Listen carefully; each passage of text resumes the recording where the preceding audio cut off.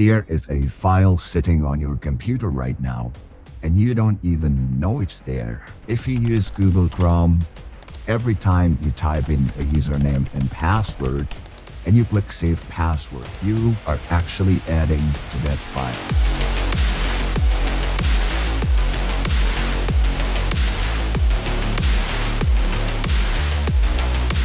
People think if I get hacked, I will just clean my system. But some hackers don't care about your system. They care about that file.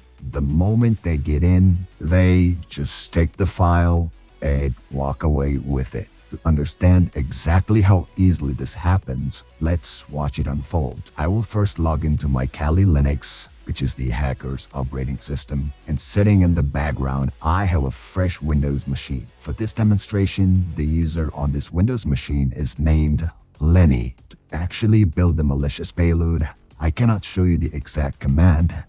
YouTube's policy strictly forbid it, but a quick short montage in the intro should be enough for you to understand. In reality, crafting this file just takes a few seconds, and here's the finished payload.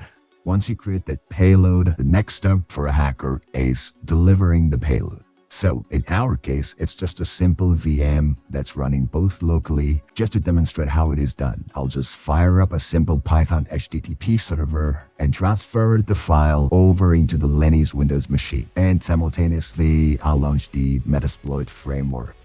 Inside Metasploit, I start the handler. Think of this as a dark, empty room waiting for a package to arrive. I lock in the payload specifically tailored for Windows. Then I set my L host and L port, essentially telling the payload exactly where to send the stolen data once it's inside.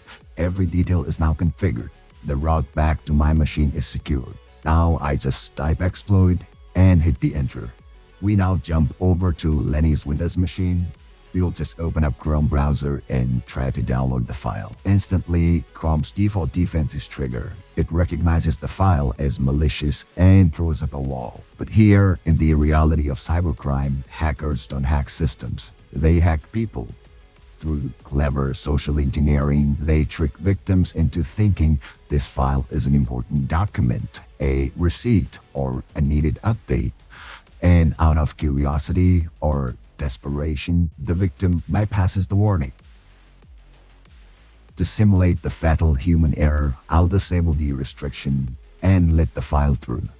The file is in. The framework is live. Now, we just wait for Lenny to make one single mistake. Let's put these side by side so you can witness the speed of the attack in real time. Kali on the left, Lenny's Windows machine on the right. I was killing the file server, so I mistakenly stopped the Metasploit listener. I'll just restart the Metasploit listener again. We are now fully locked in. Lenny sits down at his computer. He sees a file he doesn't recognize. Maybe he thinks it's a report from a coworker. Out of pure curiosity, he double-clicks it. Watch the Windows screen. Nothing happens, no error, no loading wheel, no warning signs.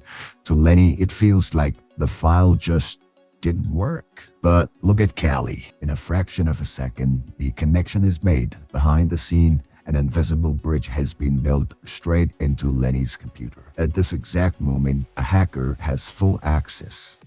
They can turn on webcam, they can scan the hard drive, they can install ransomware. The possibilities are endless. But for this video, we are going to ignore all that because the hacker is only here for one thing: the master key to Lenny's digital life. From here, a hacker has total control. A quick system info check reveals the machine's exact build.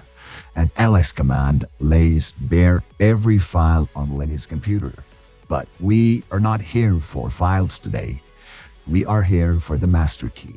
For the extraction, I'll be using a specialized Chrome injector tool, which I have linked in the description for your own educational testing.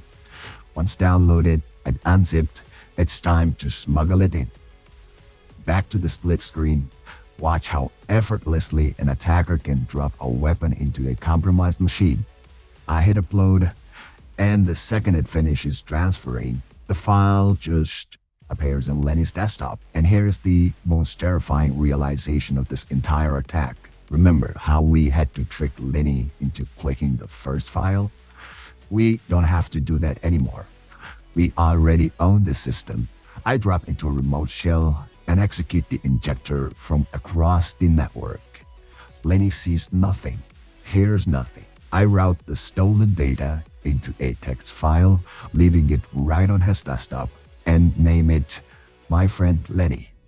There it is. One user profile, a trail of cookies, and two saved passwords. I exit the shell, navigate to the folder, and open it. We read the file, and just like that, the illusion of security is gone.